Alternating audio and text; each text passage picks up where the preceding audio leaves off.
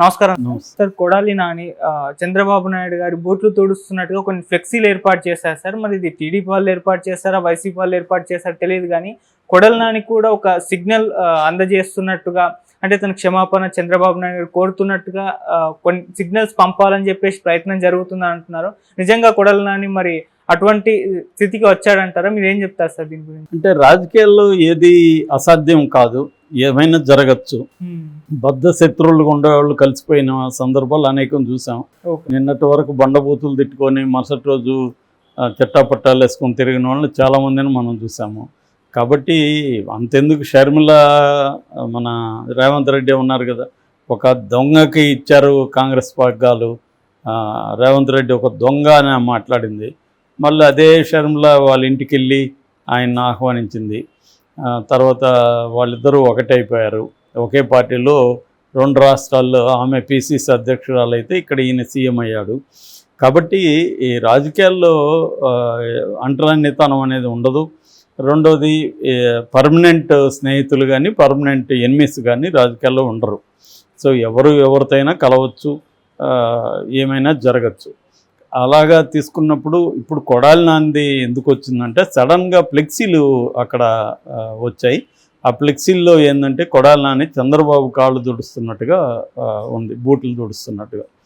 అంటే ఎందుకు పెట్టారు ఇది అనుకున్నప్పుడు, కొడాలి నాని ఒక రాయబారం పంపించాడని చంద్రబాబుకి, నేను మీ కాళ్ళు పట్టుకుంటాను, నన్ను క్షమాపణ అడుగుతాను, నన్ను మన్నించండి అని అన్నట్టుగా మనకు తెలుస్తుంది. సో దానికోసమే వీళ్ళు ముందుగానే ఇది పెట్టారు. అంటే రేపొద్దున ఇది జరగచ్చు అన్నట్టుగా వీళ్ళు పెడుతున్నారని.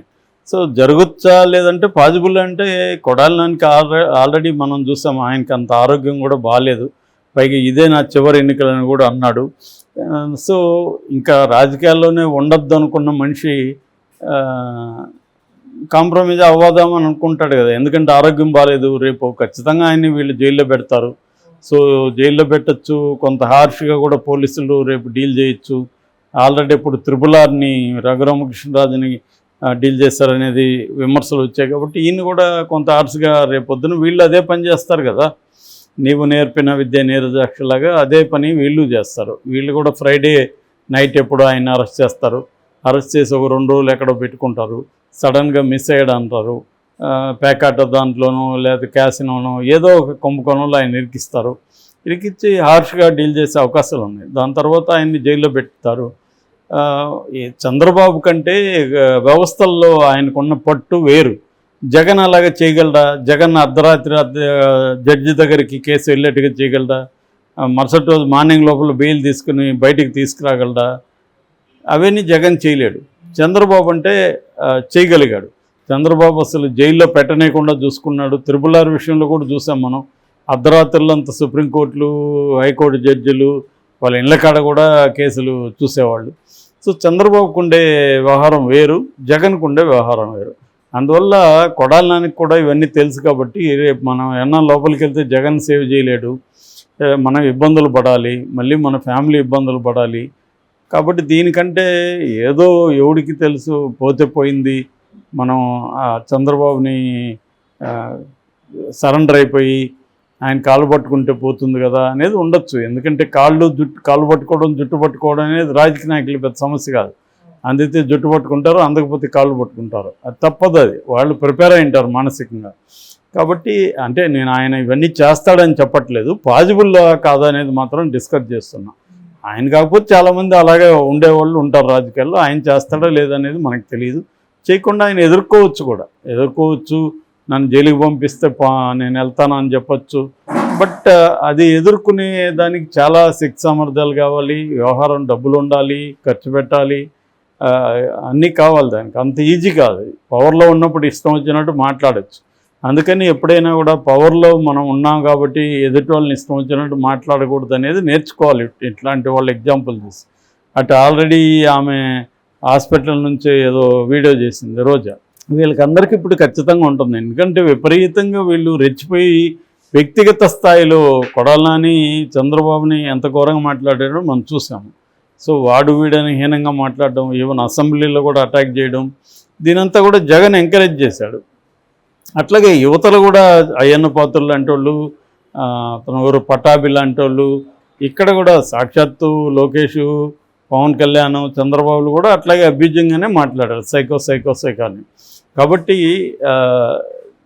ఇప్పుడు కొడాలి నాని కర్తవ్యం రెండే ఉన్నాయి ఆయన ముందు. ఒకటి ఎదిరించి నిలబడడం, జైలుకు పోవడం, జైల్లో ఉండడం, ఏం బాధలు పెడితే దానికి రెడీగా ఉండడం, అది ఒకటి. రెండవది కాంప్రమైజ్ అయిపోయి సరెండర్ కాంప్రమైజ్ అంటే కూడా ఏం లేదు, సరెండర్ అవ్వాలి, ఎవరినో పట్టుకోవాలి, క్షమించమని కాళ్ళు పట్టుకోవాలి. అప్పుడు చేస్తే కూడా క్షమిస్తారో తెలియదు. దానికి ఏదైనా ఆఫర్ చేయగలగాలి. అంటే అక్కడున్న తన మనుషులందరినీ దీంట్లోకి తీసుకొస్తానని. ఇప్పుడు దానికి కూడా ఒప్పుకుంటారో లేదు తెలియదు మనకి, అంత ఈజీ కాదు. ఇక్కడ చూస్తున్నాం మల్లారెడ్డి ఎంతెంతో కాంప్రమైజ్ అవ్వడానికి ట్రై చేస్తున్నాడు రేవంత్ రెడ్డి ఒప్పుకోవట్లేదు. కాబట్టి అదొక మార్గం. రెండో మార్గం బీజేపీలోకి వెళ్ళడం. బీజేపీలోకి వెళ్ళినా మరి చంద్రబాబు ఒప్పుకుంటాడా బీజేపీలోకి వెళ్ళడం అనేది కూడా ఇబ్బంది. అందుకే రోజా నేను బీజేపీలోకి వెళ్ళి తమిళనాడుకి వెళ్తానంటుంది. ఆమె కొంత పాజిబుల్ ఉంది అక్కడ, ఎందుకంటే ఆమెది తమిళ బార్డరు, వాళ్ళ హస్బెండ్ తమిళోడు, చెంగల్పట్టు డిస్టిక్. కాబట్టి ఆమెకి ఛాన్స్ ఉంది. తమిళ్లో కూడా ఈమె బాగానే జనాలకి తెలుసు కాబట్టి అదే బార్డర్లో ఆ చెంగల్పట్టు ఏరియాలో ఈమె ఎమ్మెల్యేగా కంటెస్ట్ చేయొచ్చు. ఎందుకంటే బైలింగ్వల్ ఏరియా అది, తెలుగు పాపులేషన్ కూడా గణనీయంగా ఉంటుంది. సో ఆమెకు ఆ పాజిబిలిటీ ఉంది. కానీ కొడాలి నానికి ఆ పాజిబిలిటీ లేదు. ఒకటేమో విదేశాలకి ఎక్కడికి పారిపోయినా కూడా వీళ్ళు వదలమని ఆల్రెడీ చెప్తున్నారు. సో కాబట్టి అది కూడా పెద్ద అంత ఈజీ కాదు. అది దానికంటే వీళ్ళతో ఏమన్నా సరెండర్ అయితే బాగుంటుందా అనేది ఆలోచించే అవకాశం ఉంది. ఎవరన్నా చెబుతారు కూడా, ఒకప్పుడు నువ్వు ఇక్కడే కదా ఉన్నావు, 4 సార్లు ఎమ్మెల్యేగా ఆయన ఇప్పటివరకు గెలిస్తే 2 సార్లు అటువైపే ఉన్నాడు. సో మళ్ళీ అటువైపు వెళ్తాను నేను, నాకేమీ అన్కండిషనల్గా మీకు సరెండర్ అవుతాను, నా మనుషులంతా కూడా నా ఇదంతా కూడా మీకే అందిస్తానని చెప్పచ్చు రేపొద్దున. ఎందుకంటే అది ఇప్పటికిప్పుడు ఇమ్మీడియట్గా చేయకపోయినా మెత్తబడే అవకాశం ఉంది. ఎందుకంటే పవర్లో ఉన్నప్పుడు ఇష్టం వచ్చినట్టు మాట్లాడాను, జగన్ కోసం మాట్లాడాల్సి వచ్చింది, జగన్ నన్ను మాట్లాడమన్నాడు అని చెప్పచ్చు ఇలాగ.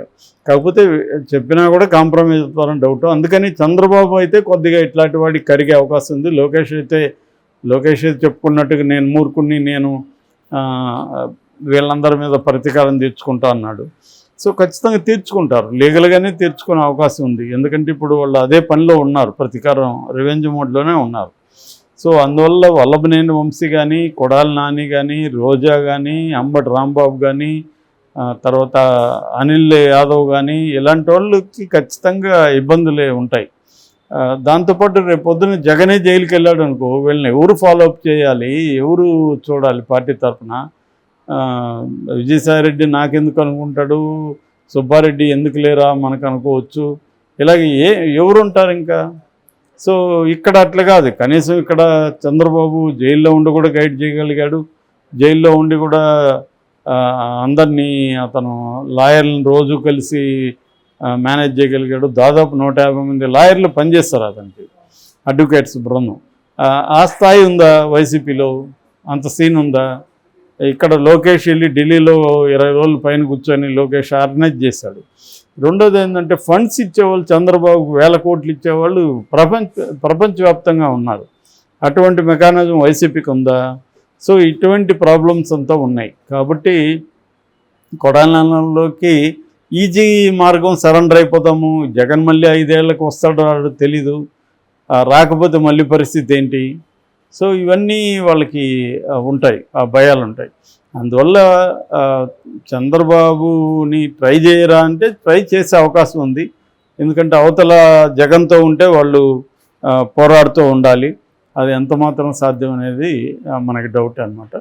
సో ఏదేమైనా ఈ ఫ్లెక్సీలను చూస్తే మాత్రం ఒకటి అనిపిస్తుంది ఏంటంటే వీళ్ళు జరిగే అవకాశం ఉంది అనేది. లేదు కావాలని తెలుగుదేశం వాళ్ళు కూడా అంటే నీకు తప్ప వేరే మార్గం లేదురా అని వీళ్ళే చెప్తున్నారా, అంటే వచ్చి కాళ్ళు పట్టుకో క్షమిస్తాడని వీళ్ళే చెప్తున్నారా అనేది తెలియదు మనకు. ఏదో ఒక సిగ్నల్ అయితే ఉంటుందని అనుకుంటున్నాను. ఎందుకంటే సైలెంట్గా ఉన్నాడు. మొన్న రాళ్ళు వేసిన తర్వాత కూడా అతను పెద్దగా ఏమీ ఇది చేయలేదు. ఒకసారి మీడియాతో మాట్లాడాడు. అప్పుడు కూడా చూస్తే బాగా హెల్త్ పరంగా కూడా బాగా వీక్ అయిపోయినట్టు కనబడుతుంది. గడ్డం బాగా పెరిగిపోయింది, చాలా ముఖంలో ఏ రకమైన కళ లేదు. ఎందుకంటే వాళ్ళకి సెక్యూరిటీ లేదు. సెక్యూరిటీ లేకుండా అటాక్స్ జరిగే అవకాశం ఉంది రేపొద్దున. ఎవరు కాపాడతారు వాళ్ళని? ఇది ప్రాబ్లం ఉంది.